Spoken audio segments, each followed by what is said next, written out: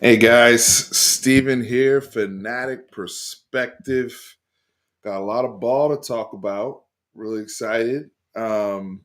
Draft tomorrow night, first round tomorrow night, as well as wrapping up spring practice here on the Texas football front. So I'm going to start the conversation and always interactive. So please tap it in the chat, hit the like button, the whole bit. But we'll start the conversation with just spring ball, but also the exciting acquisitions that have been made by this staff.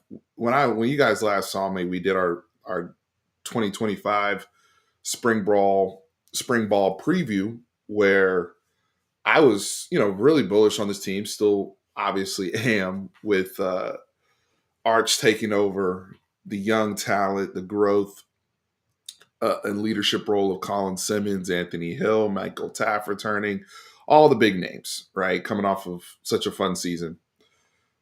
Where my concern, and I'm addressing this straight up off rip.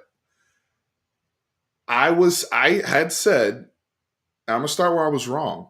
Cause I try to be you try to grow, I try to grow and I try to learn from these things. I'm gonna start where I was wrong. I said, hey, of everything coming into this spring, I was worried about the interior defensive line room, right? So Kenny Baker, I know we had gotten Cole Brevard and Travis Shaw at the time. We have Alex January. We have a young, you know, Justice in there, like Justice Terry in there, and these guys. And I was just worried about the depth and just what we've gotten production wise from our defensive tackle room is not there's not a coincidence there that that it's direct correlation to the success we've had being in the Final Four the last 2 years. I've always said the quickest way to becoming a national championship contender is through your interior defensive line. You got to have bullies there. And I was wrong about to even be concerned because my, have we, this is what this is, and this is to another point I was trying to make at that time. They have to learn to get even greedier. As good as this organization has been, this entire Texas football infrastructure, including the boosters, everyone involved, they have been outstanding. This is why our program, again, has had a seat at the table, top four last 2 seasons. But to have that breakthrough to win a natty, you got to get crazy greedy. You got to get that depth up, right? And that's what they've done with this defensive line, which now impacts the brothers on the outside that are hunting, i.e., Colin Simmons and Ethan Burke, and you know, and also the people behind them like Anthony Hill, Leona Leifau, Spence, who's a new guy in here that is supposed to be a contributor. You think about those two factors of not just we've shirted up to get back to the level of play where we had gotten guys like Lole and Tavea and Bill Norton and all those guys in here to help supplement with Alfred Collins and Vernon Broughton. But now I'm getting former freshman All American in here. I'm beating out Bill Belichick for people. I'm getting guys in this program with 2-3 years left of eligibility that have real freaking upside and have that bully size that we're looking for. Texas is learning. Texas is learning. Texas is trying to win a national championship. These are the type of moves that tell me they are trying right now to win a national championship. They're not playing games. And I'm starting with the defensive tackles, but we can go to the kicker. God bless. Thank you for your service, Burt Auburn. But Mason Shipley is in here now. Will Stone is still here. They went and got, but they went and got, one of, if not the best kicker available out there from Texas State. They go out and get. Now here's where it will be like Colin Cowherd, where Steve was right. I just did where Steve was wrong. Was on the defensive tackle. And for those who called me out and said, "Why are you worried they're going to fix it?" I just had to point it out, right? I didn't want to be the freaking homer here so much that it was like, Everything's perfect coming in the spring. No worries at all. Like I was big on the team, but defensive tackle at the time, without knowing we were going to get my brother from Maryland, Levon Johnson, in here. We were going to go get Watson, who was coached by Fran Brown and them over at Sarah. I didn't know we were going to get them type of killers up in here. So now we have them. Great. But where Steve was right, I told you we were going to go get a starting tight end in the portal, and I told you we were going to go get another receiver in the portal. And I had a good feeling it was going to be Emmett Mosley from Stanford, just looking at the evaluation, looking at what we needed and what would best supplement the young guys that we have in the room, but also injuries that were to occur. At the time we did not foresee Ryan Wingo injury. We knew DeAndre Moore was already nicked up, blah, blah, blah. But they are not waiting, they are not hesitating, and they're not also just saying, hey, young boy, you are a 5-star here, this is your spot. Now you're gonna have to compete. Even the defensive tackles, getting all them brothers in here, that means that's one less tackle you got to deal with in the SEC. How about that? How about stockpiling people? Some of these brothers could have gone somewhere else and end up, or even competing against us in the playoffs. Now they're on your team. So just stockpiling it and just saying, you know what? Learning, growth, growth, growth. I'm excited. Hopefully, y'all can see how excited I am. What's up, everybody? I'm happy y'all tapping in. Make sure you hit the like button. Whole bit. Kicker is a big one, EJ. We cannot underestimate kicker. If we had proper kicking last year, we'd be SEC champions sitting here right now, year one. If we had proper kicking last year, we'd be SEC champions sitting here year one. Forget even the national championship. But look, Ev is here, Buckeye fan, but I got to say I respect the Longhorn fan base because it seems like Tennessee, Oregon, and Michigan done clicked up to hate Ohio State. Y'all kept it solid. Much respect. Much respect to you guys as national champs. I'm gonna give you some love, Ev. I'm learning from you because y'all were greedy. Y'all went and got a Judkins. Y'all went and got a Caleb Downs. Y'all didn't say, oh, we're Ohio. It's Ohio State. I know you had safeties. It's Ohio State. You had Travion Henderson. You had all these positions. They didn't care. You were trying to win a national championship. Now, hey, it's on site when we see you in Columbus, August 30th or whatever the date is. But credit to you guys, and no, that's what this is about. But the defensive line is the key to that hell that you can create and having those advantages, especially in big games and late in the season. That travels. It don't matter where you can be playing on Mars. If you got a defensive line, you in business in college football, 100%. That travels. Yeah, the next 2 to 3 years, EJ, because it's not like shout out to Bill Norton and some of those other guys. I'll talk about it. I'll talk about it when we talk about the 2005 or the 2025 draft starting tomorrow, because a lot of Texas boys we got to cover. And I would like to hear from you guys. Where do you want to see some guys end up? How many Texas players do you think will be drafted over the next 3 days? The record is 15, 2022 Georgia. The record is 15, which, I think out of that was the Georgia group, if I'm not mistaken.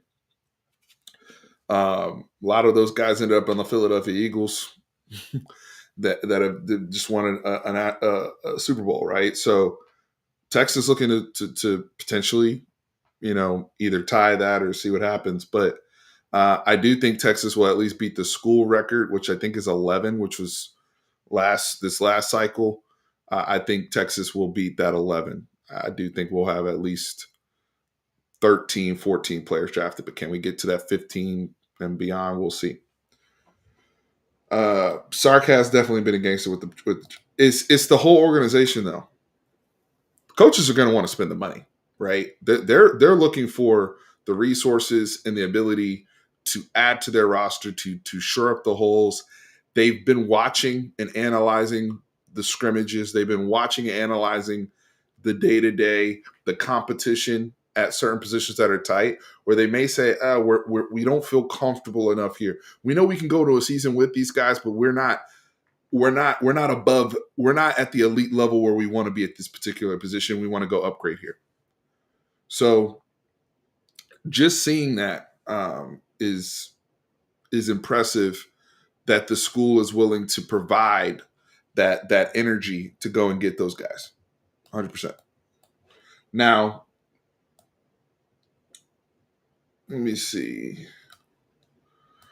Well, PK, yeah. I mean, the other thing too is also helping out the new staff, right? We do have some new staff. Obviously, Dwayne Akina coming in, but across the defense, we've got new people in to to replace some of the old heads that we had over the last since 2021. So there's some continuity there, but the longer PK is at a spot, the more comfortable he is, and we've only seen that here at Texas. We saw that at Washington, and some of the edge talent that he's starting to develop and getting to have and getting to work with is freakish. Is freakish. I'm excited for PK. I'm excited for this defensive group. I think coming off of last year, which was one of the best Texas defenses I've ever gotten a chance to see as a Texas fan. It was fun as hell. I think it's going to be a different Texas defense next year, but it's going to be explosive, big plays, and I think a Texas defense that you will see get better over the course of the season. That is something I will expect, but it is a Texas defense where you will have a star or superstar at all three levels of the defense. Think about that, right? Like you're getting Colin Simmons, who's arguably a top 10 player in college football right now today, at level one. At level two, you have Anthony Hill, same thing. Michael Taff, All American in the secondary. And that's before I get to Manny Muhammad, who's going to become, grow into what we want for that number one corner. That's before you see the baseball phenom, our guy Jonah Williams, also come over, who I have him as one of those 5-star, oh my God, freaks that Anthony Hill was 2 years ago, and that what Colin Simmons was last year. He will also be joining that secondary. Not to mention all the guys that have been playing a lot of football for us on a top level defense, on a top level playoff defense. Not to mention the playoff experience that's on this defense. Oh, and then I went and got all these defensive tackles. Are you kidding me? Also, the trend of where football is going. This is something I talked about with my boy Trey. A lot of people starting to go back to the mid 2000s, early 2010s, 12 personnel looks. A lot of people getting out of the spread, running the football more, all the too high looks, the counters going to the run. Texas bulking up. Texas making sure, hey, we have that size up front. We talked about Ohio State. What their roster outlook looked like winning the national championship. Well, you know what? The year before was Michigan. And Michigan and what that roster looked like of that Michigan team. And you'll see a lot of Michigan kids get drafted over the next few days as well. But when they won the national championship, I mean, Mason Grant, Kenneth Grant, the guys that got drafted the year before.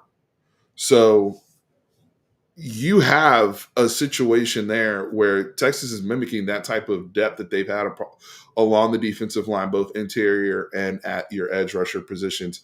I haven't even mentioned Trey Moore, who now you get to party with him. He's playing a lot of outside linebacker, but we know what we can use him in a myriad of different ways. Hand in the ground, standing up. I think he's going to be able to play more of his future NFL position next season, which I'm excited for him for coming back. That's also been a big theme, talking about guys that are going to be drafted in this upcoming Texas class, as well as the guys that are sticking around. It's been a big theme across the paid sites. It's, hey, guys want to stay in Austin and get developed. Guys want to. Guys have now seen what happened with Jade Barron and what's going to happen tomorrow. All the brothers we saw get drafted last year that the light bulb came on. You go back before that, the Tavondre Sweats, the Byron Murphys of the world that stayed in the program. Now you're going to see Alfred Collins and Vernon Broughton get drafted. No, Steve, it's all about the money. It's definitely about the money, but the money is also development is also in the money. See, y'all haven't even seen me. I haven't talked about the Nico situation because yeah, there's bread to be had in the short term. And if you want to be short minded like people like Nico and chase the immediate bag, go off, do your thing. Good luck not turning people off by that. I'm not saying don't. We obviously are paying a lot of money to put together a program like this and to get the talent on here. But the development and the contracts that you can get if you do it the right way down the road, I mean, think about it. Nico's over here scrambling, arguing with Tennessee over $2.5 million to get to $4 million when he's a 5-star all-world quarterback that should be worrying about developing into the next $60 million quarterback several years from now when he's in the league. So you know that's neither here nor there. I'm gonna get back to our guys, but development is also important. I think you can have both. I think you can stay at Texas, get your short-term bag. As Cam Newton said, I thought Cam Newton said it wonderfully on his podcast. NIL is supposed to make sure that you're comfortable and taken care of in college. You don't have no worries. If you need to take care of a couple family members, you have the ability to do so. But that's not the legacy bag. That's not the generational bag, especially for guys that have real NFL aspirations. Somebody like Nico, when you're recruited at the level he was recruited and you come in as a quarterback, you are expected to be eventually a first-round pick at quarterback. Right off the bat, that's exponentially more money than NIL, right? So when you're jeopardizing those type of opportunities, I do wonder about discernment in the camp. I do wonder where you're getting advice. I know a lot of you guys have mentioned is I think his father. I mean, we saw his brother did the same thing, but it's interesting. Now, the tight end, Gregory brought up the tight end from Cal, Jack Andrews. I was on that guy too. I was on as soon as he hit the portal. Another former freshman All-American. He was a guy that didn't even. I think he was a walk-on at Cal, but he blew me away in the Miami game as well. Fernando Mendoza, who was the quarterback at Cal last year, was tearing him up. He's now going to Indiana. That Cal team was actually pretty decent in the ACC, and that tight end. That's the other thing too. Emmett Mosley and Jack Andrews. These are guys. Yes, they didn't play at the greatest programs over at Cal and Stanford, but they played in the ACC. They played Power 5 football or Power 4 football, right? So you're getting starters. You're getting guys that have produced. Emmett Mosley was a freshman last year. He's 6'2", can play on the outside, can play inside and outside. That just gives you versatility and somebody that's used to catching passes in real games and being productive. That is huge for your program. Huge. What's up, Raymond? What's up? I've been traveling a lot for work, y'all. That's the only reason why I haven't been on here. But I have been thinking about y'all, and I miss you guys, and so I appreciate y'all coming and tapping in. Yep, David Stone situation as well. Now OU, look, OU. This is a desperation year for Brent Venables, the entire program. We know that they are ledging all of their hopes and futures on John Mateer and Ben Arbuckle to save them. So that David Stone situation, look, depending on who you talk to, they want the brother to come back and take a pay cut, blah, blah, blah. We'll see what happens. We'll see what happens. He's back. He's no longer in the portal. I thought that would have been a big, big, big deal for them. They ended up signing another kid um, who was another also around for the defensive tackle room. We'll see how that turns out for OU. But you juxtapose that with Texas going and getting greedy and getting you're ending a offseason where Texas is going to end up with their defensive line room having Lavon Johnson and Travis Shaw in the same room. When North Carolina, it was between North Carolina taking one of them and us taking one of them. Now we end up with both.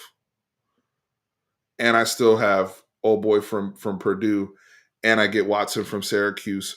Plus, I have a developing Alex January. Plus, I have a 5-star all world defensive tackle who now I can ask him to take his time and get his body right in Justice Terry. That's a perfect situation how this played out for Texas. Perfect situation. Perfect. Now they had to pay up, our future. They had to pay up. Micah Hudson going back to Lubbock. Yep, they were going to take him back for sure. What's up, Jim? Yep, draft tomorrow night. So you'll be on here with me talking draft. We're going to live stream the draft, so y'all see me tomorrow night as well. I'll be streaming on YouTube and Twitter. So we'll have draft coverage. See what the Cowboys decide to do. Lots of scuttlebutt out there as to if they stay at 12. If they do stay at 12, who will it be? Could it be Matthew Golden? Could it be Tet McMillan from Arizona? Could it be an offensive lineman? We'll see. But we're going to break that down. My boy Jim Johnson. We've done draft coverage before, so I'll have the links up after this show. I'll have it pre-wired and set up so that you guys can tap in on draft coverage tomorrow. We got 138 people in here. Please make sure you hit the like button, subscribe, the whole bit. I really, really appreciate it. Let's keep talking, though, portal and Texas spring ball right now before I do transition to the NFL draft on the Texas side, because there's just, I mean, when we look at now, do you guys see any other holes that need to be filled on this roster? Number one. Do you guys see any other holes that need to be filled on this roster? As I look at it right now, at least in terms of my starters offensively and defense, I think we're as good as anybody can be heading into the season, health willing. I know I've talked about getting greedy at running back, but I was not expecting. Here's another good thing. I was not expecting Christian Clark to just ramp back after the Achilles and be practicing. I'm hearing that he was running with the ones and stuff, not out of necessity, but just to get those reps. So if Christian Clark is legit back in the mix, practicing and looking good and developing the way he has, well, now with a healthy Baxter at some point, you got 4 running backs. Then, Ryan Niblett could be playing anywhere. We move to defense. He might move back to offense, but having the patience with him. You got Mosley to help supplement the receiver room. You got Andres to help supplement the tight end room. I like my tackles. I'm hearing good things about, I know they're babies, but I like my tackles. I've been hearing Nick Brooks is whooping people's ass. I don't know if about you guys. I heard Nick Brooks has been putting hands on people in practice. Big man. Center, what are we worried about there? I felt like you got 3 options at center, Jay. What are you seeing? I mean, I think Cole, I think this is probably a year that Cole Hudson can go ahead and get himself going and maybe even get drafted. Him playing next to DJ Campbell being our right guard. But behind Cole Hudson, you have Connor Robertson with experience. And then I still like Daniel Cruz, personally. I think the only thing for him is just having people in front of him. But when he came out of North Richland Hills, I was as high on him as anybody. That's 3 people right there at center. I do think here's where I will get there with you, though, is maybe interior offensive line needs to be looked at because you're going to have most likely, starting the Ohio State game, you'll have Neto at left guard and you have your veteran returning starter, Jake Campbell at right guard. Well, who's backing them up? I feel like I'm more comfortable talking about the backup tackles, the guys behind Gooseby and Brandon Baker. I feel like we've heard a lot about Jaden Chapman. I just brought up Nick Brooks whooping people's ass. I feel like we have these tackle prospects, and that's even with guys like Malik Agbo hitting the portal. But you still have Kojo, right? Kojo's another guy competing at right tackle, I believe. But I don't hear the same names behind the interior guys if we're not talking center. So who's my backup left guard? Who's my backup right guard? Is those like the Connor Strohs of the world? And now you're really talking very, very limited experience. Or are we cross training people? Right. So those are some of the questions I have. But that's super nitpicky at this level of ball, by the way. It's April of 2025, and we're talking about like,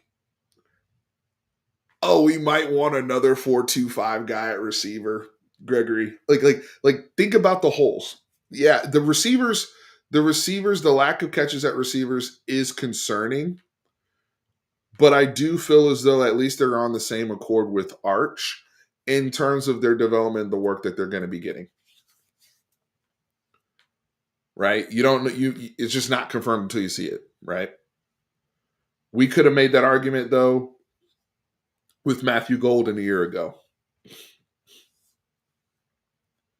who was productive at Houston, a good player at Houston, but he wasn't. Nobody saw Matthew Golden a year ago being this. Nobody go halfway through the season last year.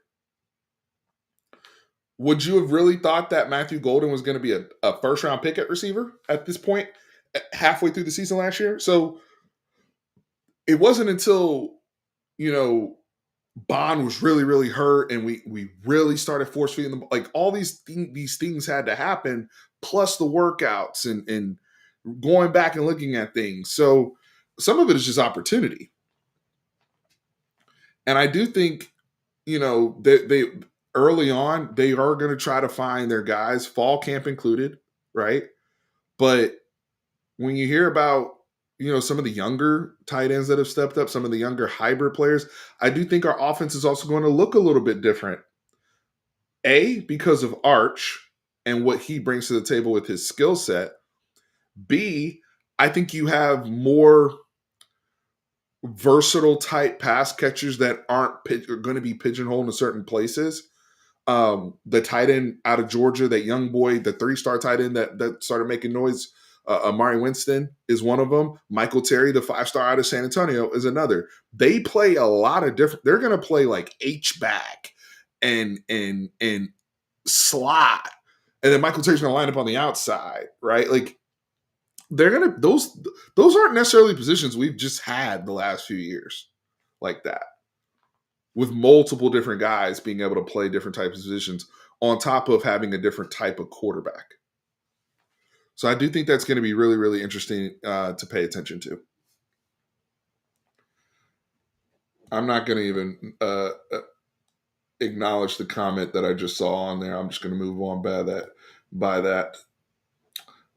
Yeah, we are being picky. What's up, Nate? What's up, Nate? Yep, Nick Towson. And Nick Towson's another one that can play a bunch of different positions. He wasn't just a tight end in high school. Like, he played a whole bunch of different positions. That's another one. So the options that they'll have, yeah, I mean, Golden really did end up doing what we thought Baum was going to do. Like that's another thing, guys. Going into last year, that's a good point. You thought Jonte Cook would be a guy that would, obviously he had his situation. DeAndre Moore was up and down with the consistency catching the football at times. It ended up being the guy ended up Bond, once his ankle went to crap, he wasn't the same player as he was early in the season. Matthew Golden was that guy. It was him and Gunnar Helm. And then the backs. Remember, I keep telling y'all the running backs between Jaden Blue and and Quintravion Weiser, they caught 86 passes. That was our passing game. And then Wingo was still, Wingo was out there, but he wasn't as even Wingo wasn't as featured later in the season as he was uh you know in the Michigan game per se. So we are going to be counting on him coming off of injury now to contribute and be our top X receiver. So that those are real. If you're saying you're concerned about that, I think that is a legitimate concern. The talent is obviously there, but having that consistency and asking Ryan Wingo to be the big dog day one, A1, yeah, I can see that. But these are real nitpicky things. Oh boy, our future. Y'all trying to get messy. Hey, I'm gonna tell y'all. I'm gonna say this. People already gonna have their receipts for me queued up on Twitter. They already writing their quote tweets right now from my tweet that I said from I think January when I said Quinn was gonna be a first round pick. Now we'll see what happens with the draft tomorrow, but it doesn't look like Quinn's gonna be a first round pick, right? Probably round 2, round 3 area for Quinn, which it is what it is. I'm thankful. Again, Quinn came here and led us to 2 playoff appearances. I have nothing negative to say. I'm excited to be in the Arch era. I think we should all be Team Arch, unquestionably. But I have nothing against Quinn. But I'm just telling you right now, a lot of people are gonna have some heat for me tomorrow when they can't wait for that last pick to go through just so they can blow up my Twitter. And you know what? I'll take it because I've been wrong before and I'll be wrong again. But I don't feel bad at all. I don't regret anything for standing by my guy. I thought he would have a little bit more impressive workout at his pro day. I thought he threw the ball fine at the combine. I didn't like the way he threw the ball at Texas pro day. That's just me. I liked him on the Gruden stuff. Thought he showed out well there. We'll see what happens. All it takes is one team to be irrational and fall in love with you. You never know. But that's my guy. Quinn will always be welcome back with open arms as far as I'm concerned in Texas. I have nothing wrong with him in my book. But I know people can't wait to bump that tweet. I can feel it now. I can feel the mute button coming. Our future, you funny though. You real funny. While you guys are in the chat, please hit the like button a whole bit. 157 is not bad for me not doing crap the last few weeks. I appreciate y'all.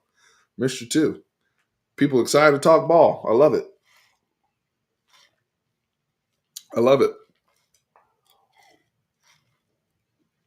Everyone should be very thankful of Quinn. He finished pulling us out of the gutter that was the last 17 years. Yeah, absolutely. I mean,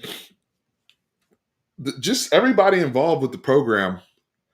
I was having a conversation with some of the other content creators in the YouTube space about 2021 Texas and how hilariously off the rails that season went, but how necessary the divide and everything was to get us to this point where we are now. I mean, that was a team that was 4-1 heading into the Cotton Bowl against OU when the Caleb Williams thing happened, and then they fell apart, right? And then the Bo Davis thing happens, and you think about a lot of the purge that had to happen from that team, not even just from a talent standpoint, but from a culture standpoint, from buy-in, from, hey, who are going to be the guys that mature and lead us into these big games and mature and lead us into the new conference. And Quinn is always going to be a part of that story. Big time. Big time. Quinn's always going to have 4th and 13. Quinn's always going to have to say, he's always going to be able to say, I was a starting quarterback that went back to A&M and got it done on the road. Went to Michigan, got it done on the road. Went to Bama, got it done on the road. Beat Nick Saban by 10. That's all on his resume. So um, took the team I grew up watching to multiple playoff appearances. That's on his resume, whether you like him or not. Now that we are in the Arch era, though, how do we break through and win that natty?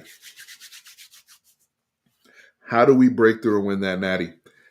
I see the vision, y'all. This isn't just hype. Seriously, going like getting the kicker, getting Watson, getting Levon Johnson, getting a freaking All American tight end, man. Like they're plugging all of the holes. It's like the opposite of what the Cowboys are doing in free agency. It's the complete opposite mentality. It's unbelievable. I am really really excited because I can tell they are not in the business of like, oh, we're gonna reload this year, or not reload this year. We're gonna rebuild this year and see how things look under Arch, like, or give these young guys a chance. Blah blah blah. Nah, even the young guys that they had practicing uh, in the bowl games, right? Justice was practicing. Michael Terry was practicing the year before. Parker Livingstone was practicing. Now you're going to be expecting Parker Livingstone just a few, what, a year and some change later to be your starting Z. Go out there, win, play with Arch, ball out. That's your homie, right? Like the it's become infectious in that building with that culture and growth. Yeah, the punting game. Yep. And look, the young boy we had ended up kicking well by the end of the season, but it was too late. We still they leaving no stone unturned. I agree, Odd Future. I agree. They're leaving no stone unturned.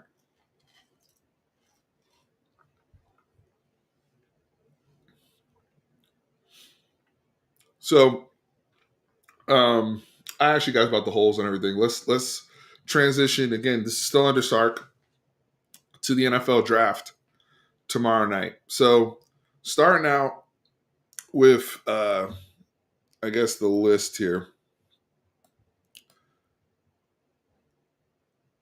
of the guys who we have that I believe will be first round pick. I believe we will have at least three first round picks, three Texas players called tomorrow night. Kelvin Banks Jr., Matthew Golden, and Jade Barron. I think at minimum, we will have three Texas players selected tomorrow, Thursday night, day one, round one of the NFL draft. Question then becomes, where does Quinn go? Right?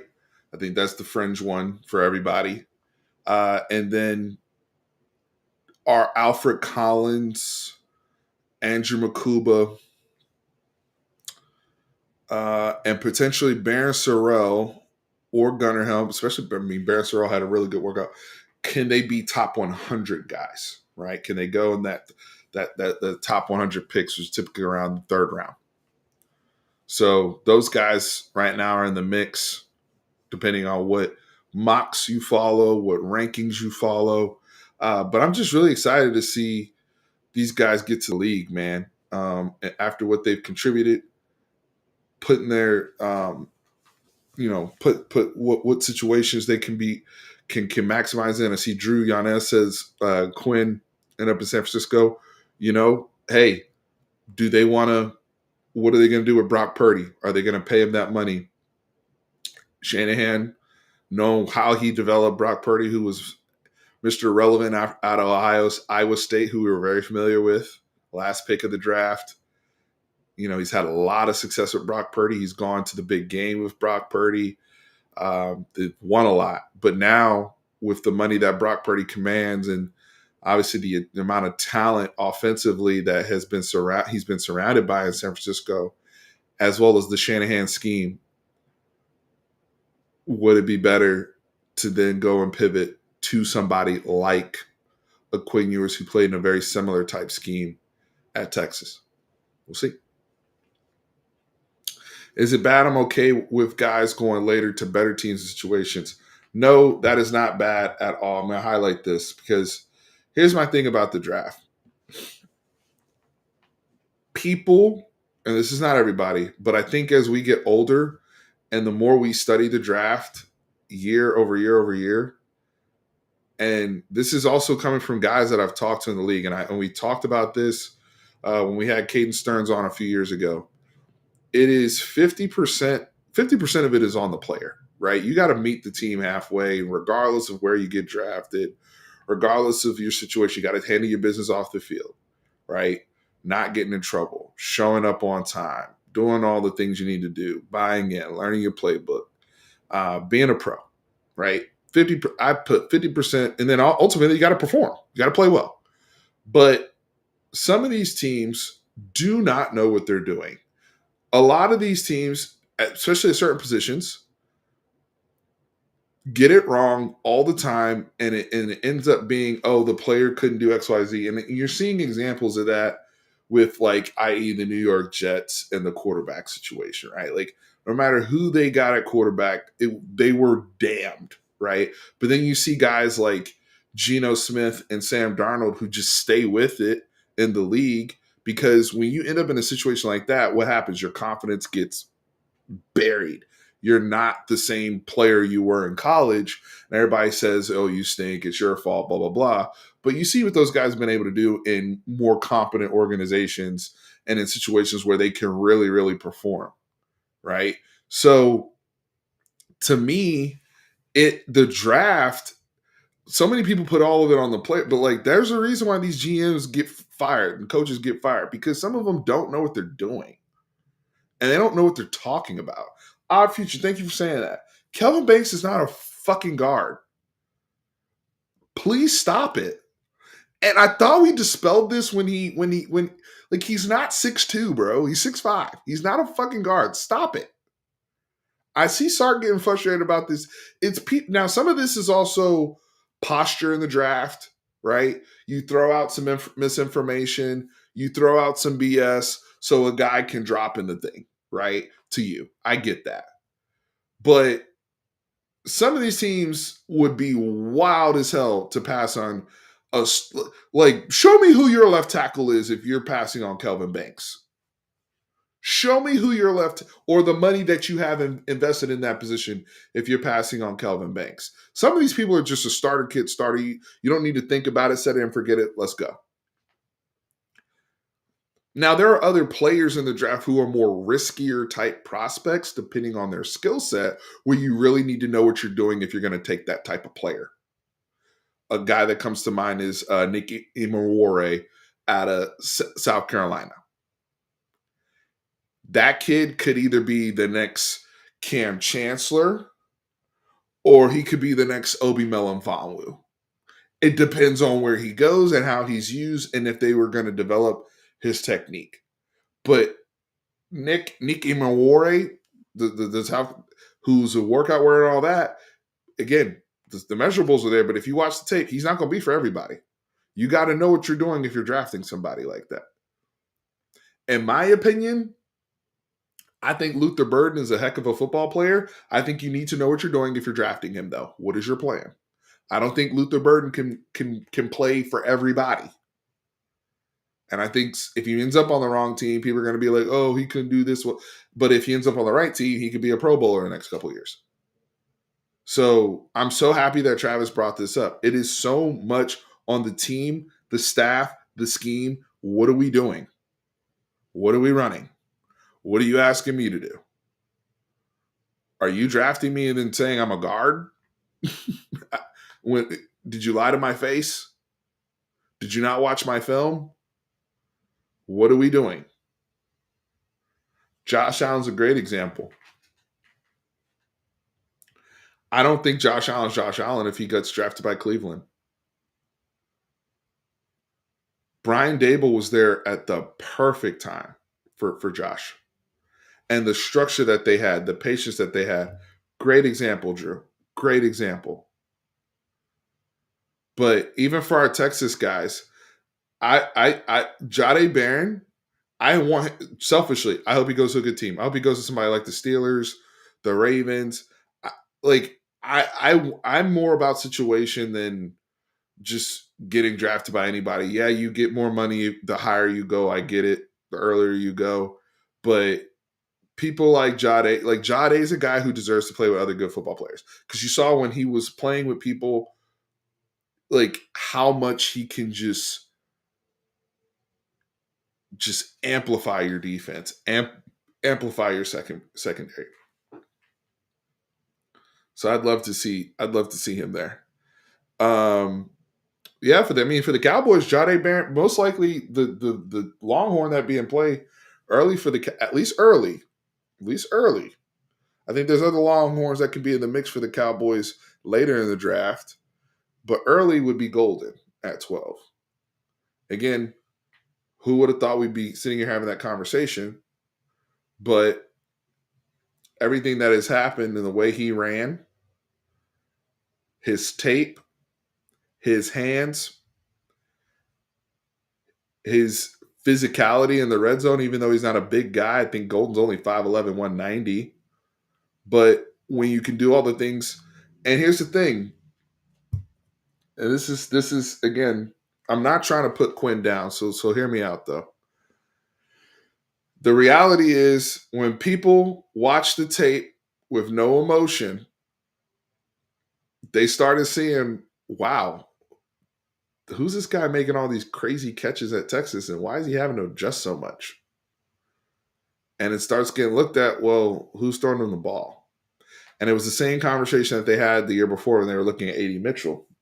Wow, this guy's making one-handed catches on the side.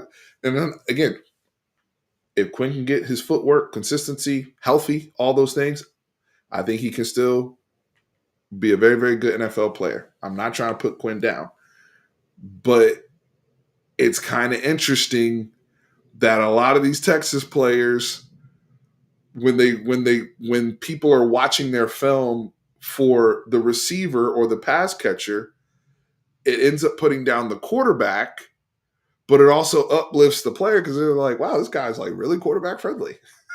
He bailed him out on that one. Like that ball was way behind him and he just snagged it in, right? Or he tracked it super well. Ball was underthrown, blah, blah, blah. Am I lying, y'all? Like that's a lot of what ended up happening. It's not like it's not like the Bama tapes where bros were just out there running in space when Ruggs and Judy and all them were getting drafted. The A.D. Mitchell and Matthew Golden tapes of them mossing people or catching balls way over their heads. The film doesn't lie. Jimmy Sadbury from Lockhart, Texas. Let me tell you guys something. My family, my origin story is Lockhart, Texas. Virgil Taylor Sr., Nanny B. Taylor. My grandparents. My uncle was a pit master at Kreitz Barbecue. Has some other family members working at Smitty's. So Lockhart is, man, barbecue capital. We are here. But look, I love Quinn. I love Quinn. Okay, again, these are not. This is not shade. Okay, this is not shade. Because Quinn has there's some oh my god throws, right? QB school. Shout out to QB school. JT O'Sullivan. He posted, and I think he has a point. Quinn's first quarter against Bama, his freshman year, 3 years ago, is the best film that any quarterback has in the draft if we're isolating their play into like a singular moment of throws at a particular time versus a particular opponent. One could also argue that Kelvin Banks' best film as a Longhorn was against Will Anderson in the same game. But That was 3 years ago. Have the injuries taken their toll? Right? Was the because also and also the confidence.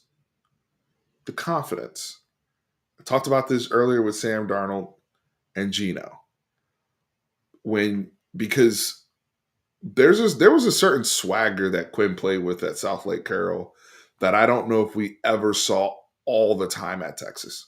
I know I saw it in the Bama games for sure. I know I saw it in the Bama games for sure. There was, and I think we saw that swagger in the Michigan game. But there was a certain swagger that he had in high school, but he was, you know, he was banged up in high school, but he was healthier. So some of that is just, injuries over time. But I do think our Texas pass catchers have, you know, he played with a lot of great receivers. Think about all the NFL guys that Quinn played with: Jordan Whittington, Xavier Worthy, A.D. Mitchell, J.T. Sanders, Gunnar Helm, Matthew Golden. We'll see what happens with Silas Bolden if he gets drafted. We're not even going to mention the people that are going to get drafted that are still on the roster that he threw to, like Ryan Wingo one day or DeAndre Moore.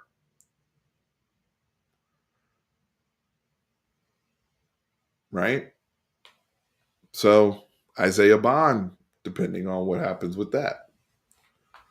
That's a lot. And I haven't mentioned the running backs that Quinn played with. Jonathan Brooks, Bijan Robinson, Roshan Johnson, Jaden Blue, Trey Wisner. Quinn played with some great players his Texas career. He was always surrounded by talent. Always surrounded by talent. So, um, but hey, like I said, we grateful for everything because you still got to lead those guys. Talented. A lot of guys get surrounded by a lot of talent and don't even do what he did. Sometimes playing with a bunch of talented guys can be even harder because of the demand on you and the pressure. Got to weigh that in as well.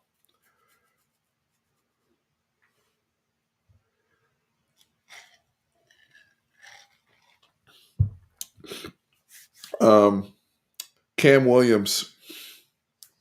Where do you guys have Cam Williams going? Fourth round, fifth round range. Big Cam out there. I do think I wish Big Cam. I do wish he would have come back.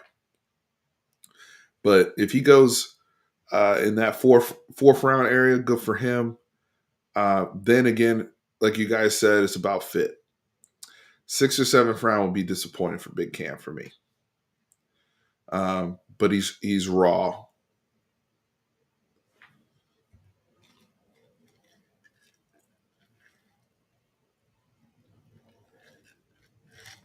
Very raw.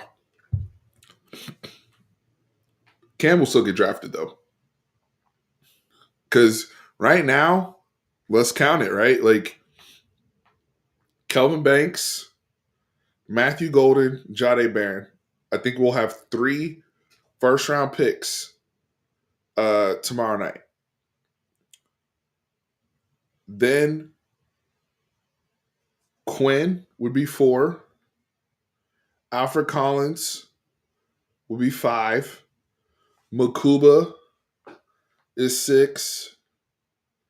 Gunnar Helm, Sorrell, Cam, that's 9. And then you start getting into the Vernon Broughtons. I think Vernon Broughton gets drafted, that's 10. I think Jake Majors gets drafted, that's 11.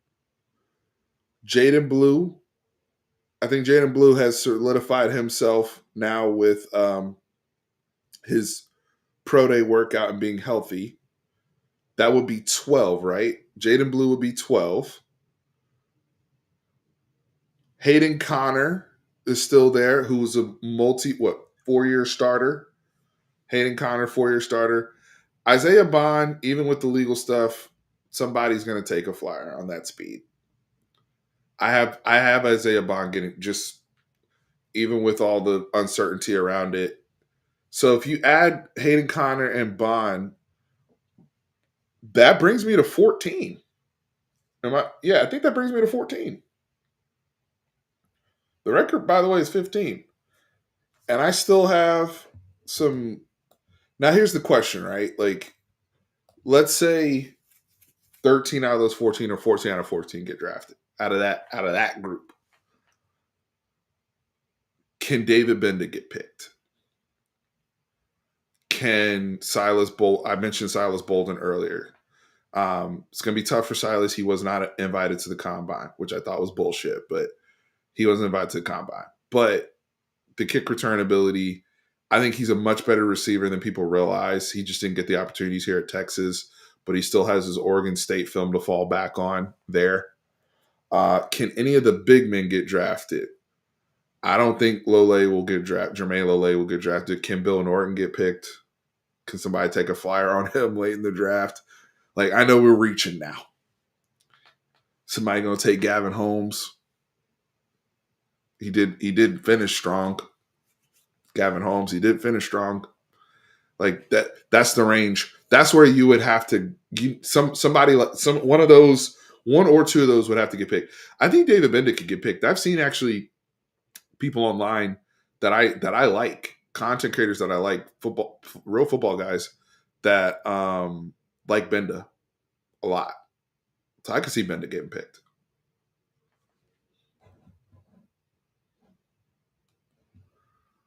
But if somebody takes a flyer on Bill Norton, that hey, then I think you have a chance at cracking that Georgia group. Holmes. Hey, we'll see. I don't know how he ran. I haven't looked at his. How did he run at pro day? If he ran, how did you feel when Taft said he was coming back? I was thrilled. You don't want. I mean, I think it's a great. I he was an All American. We got an All American back. That's what I felt. We got an All American back on this team. Um, a guy who I even said going into last year before he had the monster season that he had with Jade, with Andrew Makuba, who I will forever call those three the brain trust. How they trained with Bam, what they did. Ultimately, I think Manny Muhammad started training with them too, learning the secrets, learning the ways. I think they've left so much good habits and traits in the program for years to come. For those guys, those young guys, the Kobe Blacks, the Santana Wilsons, the Jalen Gilbos, to soak up those transferable things. Juliana said it best: the communication. But I think Jonah Williams getting to be in a room with Michael Taft for a year is awesome, right? Jelani McDonald getting to play more football next to Michael Taft is awesome. That buys us a year with Derek Williams. Now, we also got to be realistic. Like, are all these guys going to stick long term? Um, because they all want to play, right? I think I just heard, like, I think it was 7-on-7 the other day or something. Johnson Rubel got an interception, and he's a guy who can play safety or nickel, right? We haven't talked about Xavier. Like, there's a lot of people in that room. Derek Williams come back from ACL injury. So at some point, there's only been so many people that can be on the field in the DBs, even with that star position being outstanding right now. So, yeah, Jonah, we talked about Jonah a little bit earlier, the beast. Like, that safety room is freaking loaded. But having Taft there another year, reinforcing that message, reinforcing that what they started.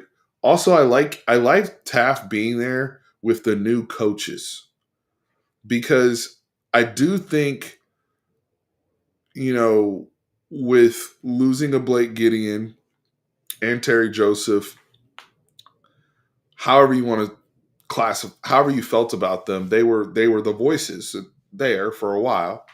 Obviously, the Godfather is back in Dwayne Aquina and whatnot, but that's also a different style of communication and coaching that those players are going to get. And then the newcomers that are in there from a staff perspective that are also adjusting to the players. I think Taft is the perfect bridge to have for your whole defense because those players know they can go to Taft. He's another coach. The way he's respected, the way he's looked at, and also the plays he's going to make and the things he's going to do on your field to help you win games. Like I said, we try and do everything it takes to win a national championship, right? Well, that would include getting some All-Americans back. That counts to me. That's important to me. So, hell yeah, brother. But yeah, y'all let me know draft thoughts in the comments, the whole bit. Been on here for an hour now, so we're getting ready to wrap up. Taff is not a go-getter Rudy type. Come on, Drew. I need more respect than that. He is a All-American. Put some respect on his name, sir. He is not a go-getter Rudy type, Drew. Stop it. I will not allow you to say this on my channel. Absolutely not. Not on my watch. That boy is a baller. You do not play that many snaps and get a damn 90 PFF grade being a Rudy, bruh. Come on, dog. Come on, dog. That's discrimination, brother.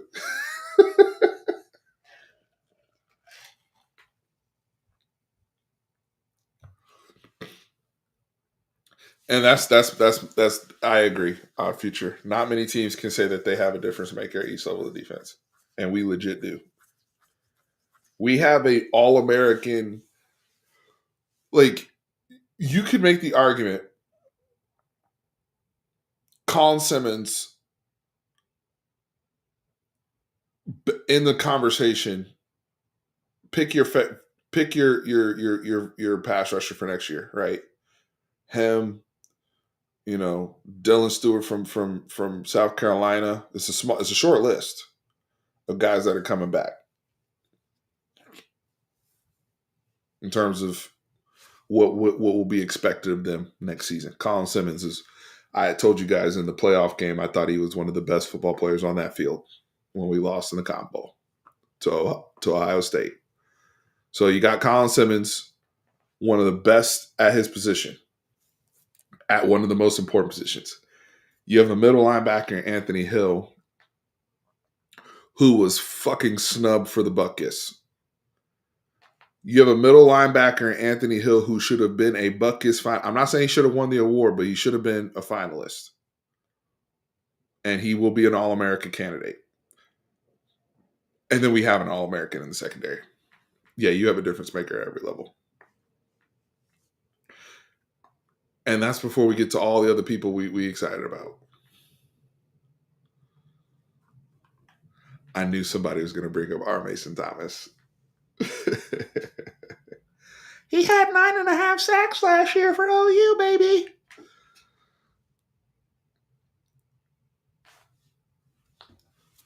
Yeah, that D-line is crazy. I don't care. Look, I want to be honest, and my job is to be a fan and share my fandom, the little bit of wisdom I may or may not have, and talk ball with you guys. But I want to win. I'm not here stuck on trying to be right. That's why I'm gonna make a joke tomorrow when I'm wrong about the Quinn Ewers first round thing. It is what it is. We move. We move. I was wrong as shit about being concerned about the defensive line. I own that. Just as wrong as I was about that, I was right about the tight end and the receiver. But who cares? We better. that's what I'll end on. We better. That's what matters. I say this all the time, there are certain fans out there, even in this fan base, who are more concerned about being right than it is about winning games or getting better. They just want to be right. The take I had, whatever it was, whether it was hot, not, whatever, I just want to be right. I don't care about that. as much as I care about winning. Are we better? I'd rather be a little over concerned and we fixed it and my staff was awesome and just plugged all the holes. That's fat. I'm cool with that. I'm cool with that. When have y'all ever heard me this optimistic in April with the roster like this? They did the damn thing in the portal, and I tip my hat to them. I give them credit. Go ahead, Sark. Go ahead, Texas One Fun. Everybody else out there, we don't stop. Roster management is 24/7, baby. Right. That's exactly. Look, you learn. You learn. Let's get it. Well, hey, I appreciate everybody jumping on here. Like I said, my boy Jim, who y'all saw earlier in the chat, he'll be on with me tomorrow, and I'm gonna just be streaming during the draft, NFL draft coverage. We'll have blast, watch it together, talk ball, talk about different teams, situations. Obviously, be a little bit more NFL focused. But you guys come in the chat, have fun, kick back. If you just want to bother me or ask questions about stuff, there's always a lot of downtime in the draft between picks sometimes and storylines that start to develop, guys that may or may not slide. Yeah, come tap in. Come tap in. But I am going to sign off for now. Please like, share, subscribe the whole bit. Appreciate y'all. Remember, horns always up. I'll see you tomorrow night. Peace.